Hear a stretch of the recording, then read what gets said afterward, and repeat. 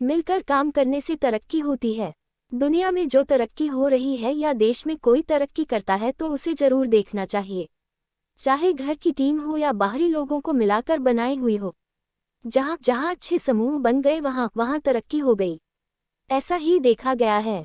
आपके आसपास जितने लोग तरक्की पसंद हैं वो मिलकर ही काम करते होंगे, उनका टीम वर्क अच्छा होगा।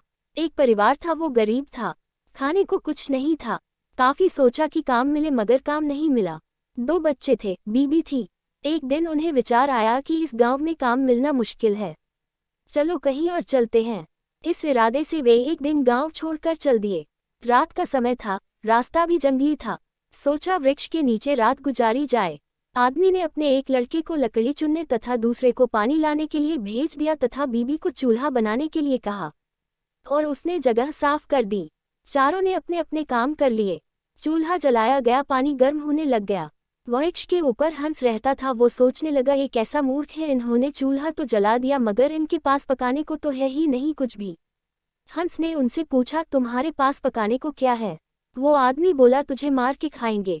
हंस बोला मुझे क्यों मारोगे? आदमी बोला हमारे पास न पैसा है और न ही सामान, तो क्या करें? हंस सोच में पड़ गया, इन्होंने चूल्हा भी जला लिया है, सब कर्मशील हैं, मुझे तो ये खा ही जाएंगे। तो हंस बोला अगर मैं आपको धन दे दूं तो मुझे छोड़ दोगे? घर का स्वामी बोला हाँ छोड़ देंगे। हंस कहने लगा मेरे साथ चलो, मैं तुम्हें धन देता हूँ। हंस उनको थोड़ी दूर ले गया और चोंच से इशारा किया और कहा कि यहाँ से निकाल लो। उन्होंने गड्ढा खोदा और वहाँ से धन निकाल लिया। हंस का धन्यवाद करके वापस अपने गांव आ गए और एक ही दिन में खूब मौज से रहने लग गए। अब उनके घर में किसी चीज की कमी नहीं थी। पड़ोसी ने देखा कि इस परिवार के पास ऐसी कौन सी चीज आ गई जो इनके पास इतना कुछ आ गया।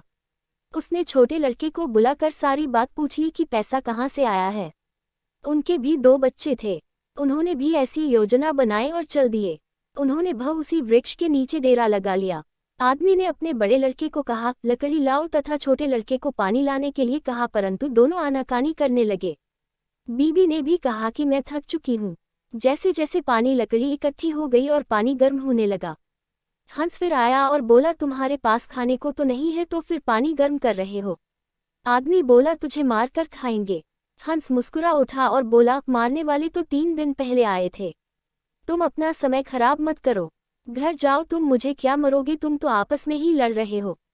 जिन्होंने दूसरों को जितना होता है वे खुद नहीं लड़ते। संसार का नियम भी ऐसा ही है। जिन लोगों ने तरक्की करनी है वे मिलकर चलते हैं और आज भी संसार में उनका ही बोलबाला है। जो आपसी तालमेल में रहते हैं वे ही समाज रूपी हंस को जीत सकते हैं।